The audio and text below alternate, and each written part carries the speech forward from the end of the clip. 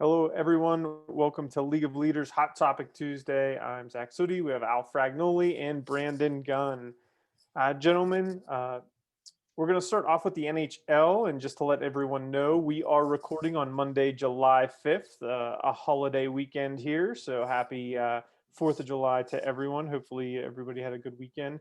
And currently, the Montreal Canadiens and the Tampa Bay Lightning are tied 1-1 at the end of the second period, getting to the start of the third. With that, for our Hot Topic Tuesday, I want to begin. What are your thoughts, Al, on this series? Does it end tonight? Yeah, I think it ultimately will end tonight. I think Tampa Bay's looked really strong. Montreal dominated game two, and they just couldn't pull through and get the victory. But Tampa just looks really, really good. They look really strong.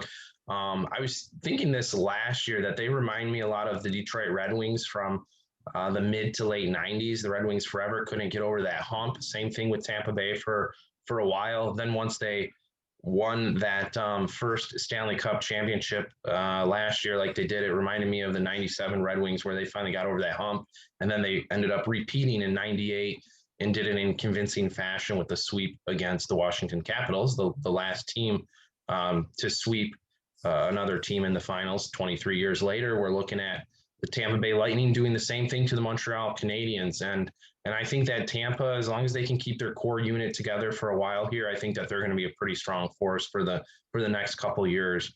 But I look for them to close it out tonight. I think they've been very, very strong throughout the postseason, and they deserve to win the Stanley Cup again this year. Brandon, your thoughts? I'd agree with everything you said. I think that, you look at Tampa Bay, and we've talked about them before. You're looking at a team that has arguably the best goalie in the world on their roster, arguably the best defenseman in the world on their roster, and then arguably one of the top 5 best forwards in the world on their roster. I mean, and it goes deeper than that. I mean, they've also got guys like Braden Point. They've got you can roll 3 lines and be better than 90% of the teams in the league. I think that they're going to get it done in the third period just because, Montreal is doing everything they can to scrape and claw to stay in the game. Eventually you get tired. And so I agree with you, Al. I think that, Tampa Bay is going to take care of business in this third period. And we're going to see a Stanley Cup race tonight. What do you think, Zach? Yeah, I tend to agree with you guys. I think we were all a little bit surprised to have Montreal in the finals in the first place. And once they got there, I think it's been a tough match for them since. So I think Tampa Bay is gonna raise the cup tonight, and who like you guys said, they have a good core, keep it together, and they're gonna be a team they're going to be a team that no one's going to want to mess with. So reminds me of the Pens, when Crosby, Malkin, Fleury, Letang. I thought they'd have a much better run than they did during their prime years, but I think Tampa Bay may be able to do what the Penguins couldn't do if they can keep this team together. So I think they do win it tonight. All right, gentlemen.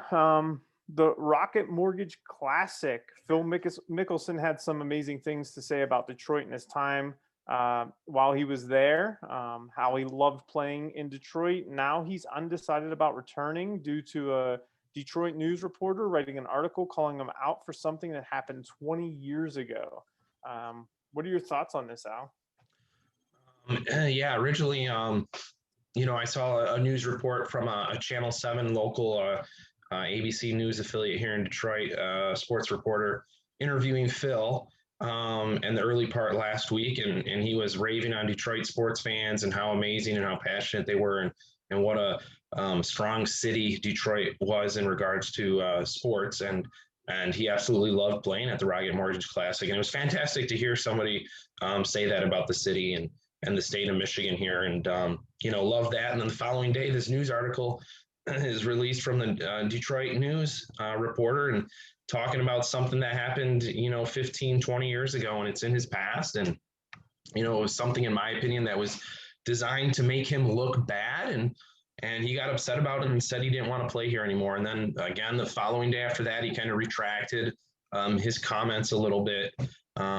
I'm sure they were based on emotion that day when he read that article, deservingly so. But then he came out and said that if he got 50,000, I believe it was 50,000 people in Metro Detroit to do one random act of kindness, he would consider coming back next year. So I don't know. We'll see what happens. I certainly hope that a top tier golfer like Phil Mickelson and a well-known figure in the golf world such as him does come back next year. But we'll see what happens. Brandon? Yeah, I mean, I think that this is just a really strange situation all the way around. I mean, you look at the article released, and like you said, Al, I mean, it's something from 20 plus years ago, and it didn't need to be run. I felt like it was just kind of almost like a clickbait approach from the Detroit News, which is a little surprising to me. But also, if you look from Phil Mickelson's side, he doesn't need to play this tournament every year. He has to play it this year to try to get into the Ryder Cup. He hasn't had a great year. He's won a major, but outside of that, he hasn't had a great year. So he's probably just, trying to get here. The course is a good course to score on. I mean, you saw some of the scores this week. So I think he's using it to boost his resume.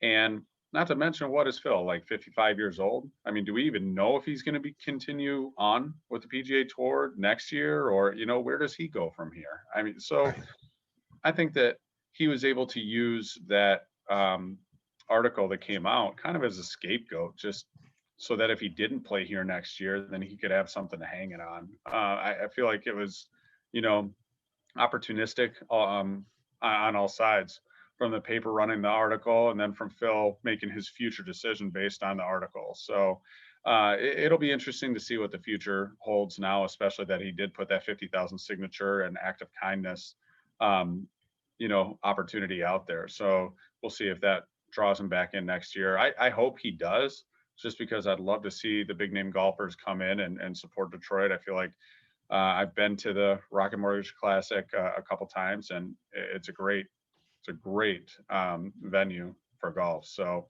hopefully he comes back, and hopefully this does not bleed over into other golfers wanting to be here or not. What do you think, Zach?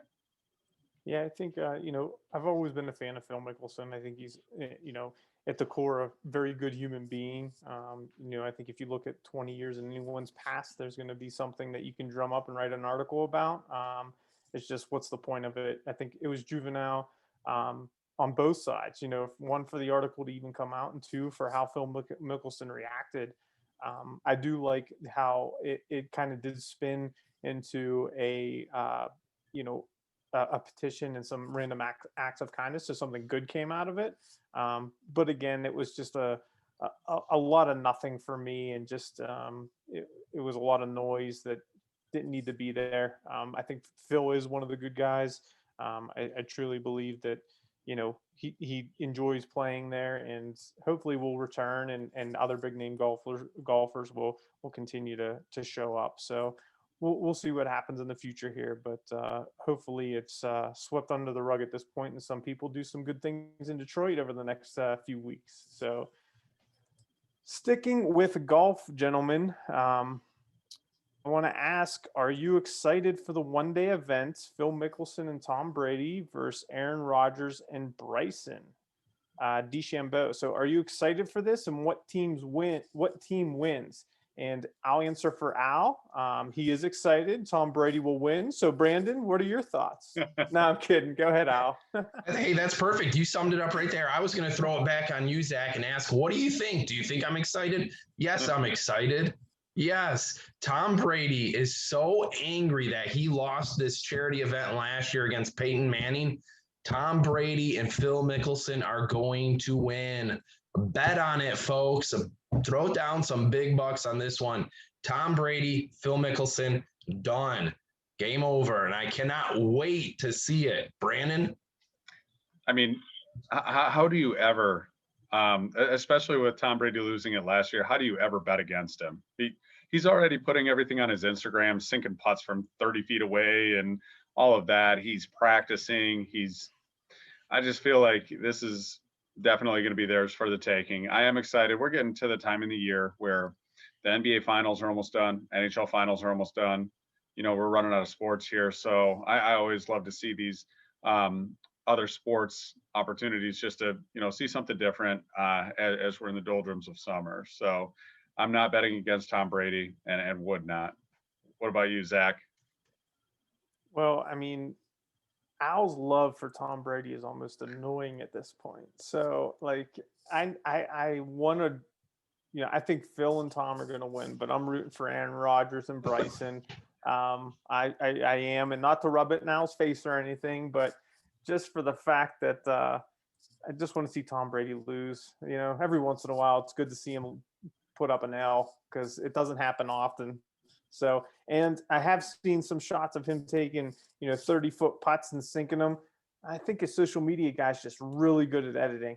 There's something going on there. I think he's just really good. So, I don't know. We'll see. I think it's fun. It's great for the game. It's the social media banter back and forth. It's good stuff. It's good for the game, and hopefully it brings some new fans to it. And, everybody has a little fun with it. So, I'm not betting on this one, but I'm rooting for Aaron Rodgers and Bryson.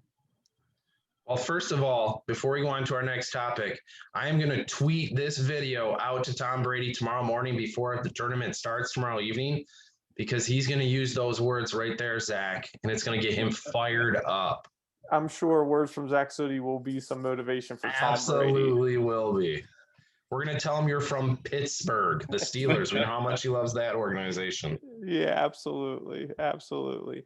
All right. So moving on, after the big golf talk with Aaron Rodgers and Bryson beating Tom Brady this week, NBA Finals coming up. We have Phoenix and Milwaukee. Who do you have, and what are your thoughts on Chris Paul and how he's been able to lead this team? Al? Yeah, you know what I love about this is Chris Paul. Chris Paul finally 16 years in the NBA. He's finally making it to the NBA Finals. Kudos to him. He's been a man on a mission this year. Him and Devin Booker just really seem to sync very well, and that team is playing their best basketball at the perfect time of year. I think Phoenix wins the NBA championship. It doesn't seem like Giannis is going to be coming back healthy. Which is a shame because you want the best players obviously out there. If he was healthy, I would say, Phoenix in 6, maybe 7. But I think this is going to be a short series. I think Phoenix wins in 5. And I think Chris Paul is going to be the MVP. What a strong leader he is. Maybe he's got a couple years left in the NBA afterwards. I'd love to see him coach somewhere. I'd love to see him go back and coach in college somewhere because I think he's good with a lot of the younger players. But I'm happy to see Chris Paul having success this year and finally getting over the hump and getting to the finals. And I think Phoenix wins in convincing fashion. Brandon? I agree with you. I mean, I think that Chris Paul's definitely the favorite to be the MVP of the finals here. And seeing Giannis go down, I was watching that live when it happened, and you never like to see the knee buckle that way. So I'd be surprised if he comes back. And as a result, Phoenix in 5, maybe 6, if they can, if the Bucks can put together a gutty performance. But I think it's Phoenix in 5 or 6, and I think that Chris Paul is going to be the MVP. What do you think, Zach? So I think it's awesome to see Chris Paul in the finals, and he had a great comment during one of his interviews. He says, it's kind of strange not having basketball to watch. He's never made it this far, so he's always tuned into basketball. And when he was playing, there were other teams playing. So the comment kind of just was an odd way to say, he's in the finals. And I liked it. It was interesting. I'm glad to see him there. I do think the Phoenix Suns are going to pull this out in 6, possibly 7. I think it's going to be a good series, but I do think that the Phoenix Suns will be a team that can shut down what the Bucks have and pull it out. But I think the Bucks have an opportunity to win it as well. I think a lot of people are choosing the Suns, but I think the Bucks have an opportunity. But I'm sticking with the Suns, just like it sounds like most of everybody else. So, all right. So sticking with the NBA, Marv Albert has retired. He's been around for over 55 years. What are your thoughts on Marv, and what are some of the most memorable sports voices that you've enjoyed. And on that same note, Doc Emmerich's retiring after this season, and if the Lightning pull it out tonight, it could be his last call. So, Al, what do you think? Yeah, it's crazy that two big names are going out, in the same week here, essentially. Marv Albert, I just remember him as a kid, right? I mean, he's been around 55 years. So I remember watching the NBA on NBC in the 90s and hearing that iconic voice. It brings me back to my childhood. And there's so many great memories that you have from watching basketball in the 90s and Marv Albert over the years. And when he shifted over to TNT, it's got that great TV sports voice. So Marv Albert's going to be missed. Doc Emmerich was so great in the NHL as well. So that's going to be another good one to see leave. Ernie Harwell is a voice that I absolutely love being here from Detroit. I know he's not a TV guy, but he was, the radio voice of the Tigers for a long, long time. And he's somebody that I will always remember. Joe Morgan on ESPN baseball is somebody that I absolutely loved watching when I was young. And I thought he was fantastic. And then Dick Enberg, another voice. And Zach, where did Dick Enberg go to college? He went to Central Michigan University. So fire up chips. Dick Enberg was fantastic to listen. And another one that I'll throw on here is Gary Thorne. Again, when I think of my childhood, those are some voices that always stick out to me. And Gary Thorne doing NHL games on ESPN, I absolutely loved listening to him. And I think some of the top voices in sports, as they're calling these games, especially when it comes to radio, not just TV, I think they're able to paint a picture of what's really going on out there, and they allow the fan to just really grasp what is going on. And I think that these gentlemen that I just mentioned right there, they're some of my personal favorites, and they're no longer doing games right now, and you miss it. So enjoy it while it's here, I guess, right? But Brandon, your thoughts on some of your favorites? Yeah. I mean, once again, Doc Emmerich, Marv Albert, these are guys that, to your point, they paint a picture, but you turn on the game and all you have to do is hear a word and you already know who's on the call in that given game. And it's, Marv Albert doing the Michael Jordan flu game, he's just had so many big moments, and what a career. I mean, 55 years, that's incredible. Al, to your point, once again, Ernie Harwell, how do you not name him if you grew up in Detroit? It's one of those things that, like you said, it almost, you hear their voice and it takes you back in time to when you were a kid, and memories with family members and things like that. It's just they can transport you, or they can take you somewhere else, almost, when you hear their voices, either over the airwaves or on TV when you're watching these people. So I'd say, once again, Doc Emmerich, Ernie Harwell. For me, Ken Kal of the Red Wings, longtime Red Wings radio announcer, play-by-play. And then also Dave Strader.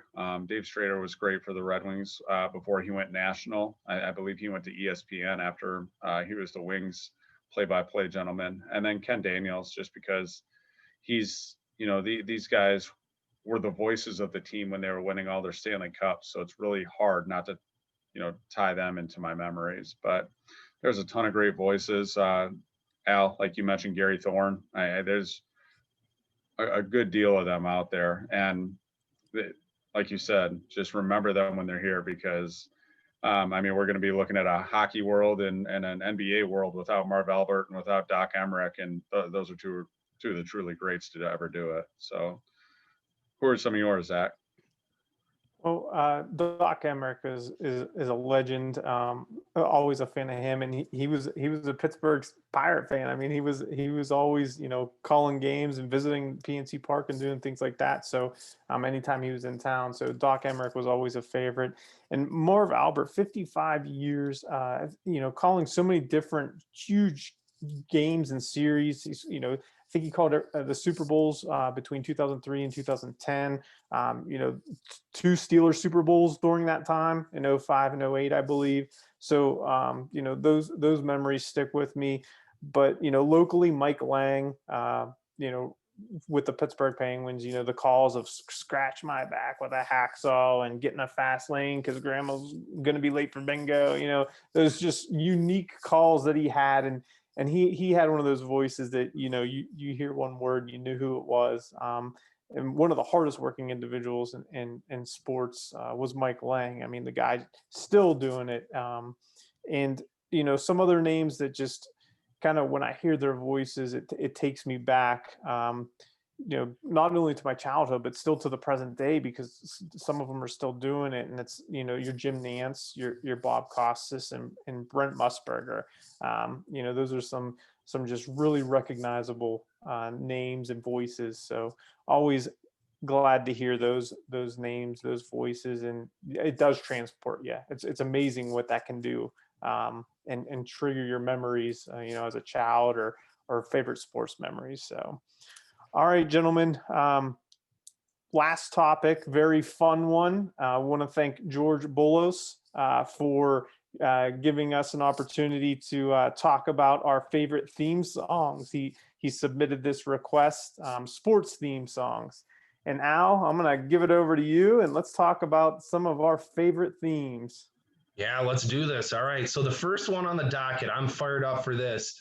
Brings us back again. All these songs, I think, bring us back to our childhood days.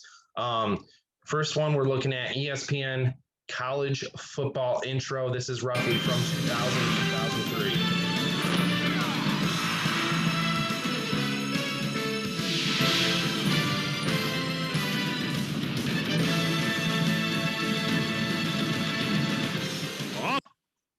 Fantastic stuff right there, right, guys? Are we ready for fall football on ESPN or what?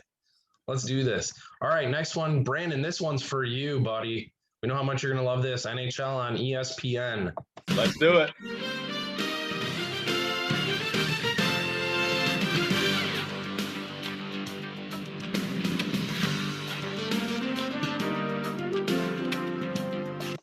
Good stuff right there. The awesome thing about this is we're going to see this in probably 5 months? Come October, this is back with us. Hopefully Gary Thorne's going to be a part of it. We'll see. We talked about Marv Albert earlier. We got NBA on NBC from the 90s.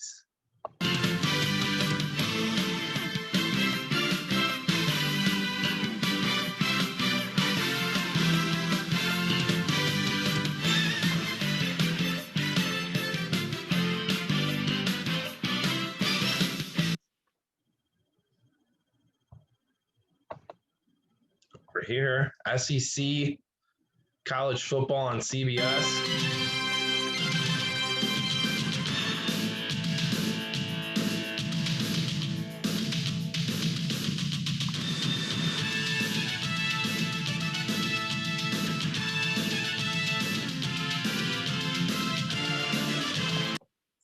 That one's for you, Justin Christich. Going out to Gatorland. The Masters. This is an all-time iconic classic here, obviously.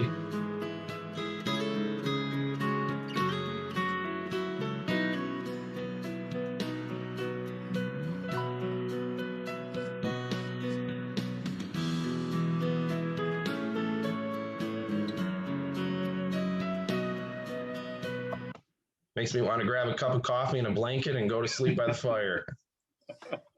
That was supposed to be my first dance with my wife at our wedding, but she turned it down. Now that would have been an all-time classic, and I would have recorded that, Zach. More hockey stuff right here. We got the NHL on CBC, Hockey Night, or should I say Hockey Night in Canada, for all of our Canadian friends here and some of the states that border Canada get this every single Saturday night.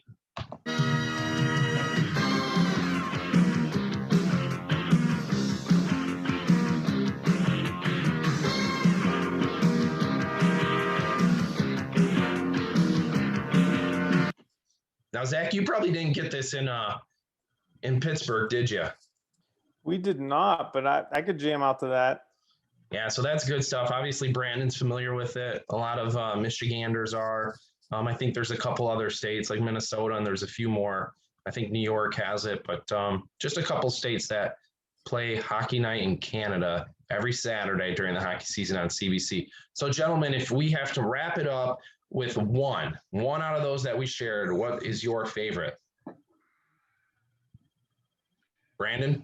Man, I got to think that the NBA on NBC is the most recognizable theme song out there. I really do. What about you, Zach? The NBA on NBC transported me. Like I was waiting for, a Jordan, Pippen, and old school Bulls game to come on, but because that seemed to be who played all the time on during that time. But one we didn't show, it takes me back. I was just watching some videos of Stuart Scott. I know it's not an intro to anything like the NFL or NBA or anything, but just the old school Sports Center through the 90s. Get up in the morning, get my bowl of cereal before school, and kind of just watch ESPN 6 times in a row before I had to catch the bus. Just trying to take in every stat and highlight that I could, and just listening to that theme song. That was the one. Zach, that's incredible. Yeah, I did the same exact thing every morning before school. It was crazy. You just watch them over and over, right? But that brings me back to my childhood days too. The NBA on NBC is probably my favorite as well. But just to be a little bit different, I'm going to go with the NCAA college football on ESPN in like the late 90s, early 2000s, that theme song that they had. I don't know, in the late 90s is when I really fell in love with college football as a young kid, and just grew up loving it and watching it every single Saturday. I looked forward to watching College Game Day, followed by that first game, and it could be some random teams and I'd still be watching it. But that theme song sticks out in my head for sure. So anyway, that's a fantastic way to wrap it up. Loved it. We'll have to do some more fun stuff like this, but we thank George Boulos for bringing that to our attention. So we appreciate that. We want to thank everybody for tuning in and watching Hot Topic Tuesday. We hope you join us next Tuesday as well. Thanks, everybody.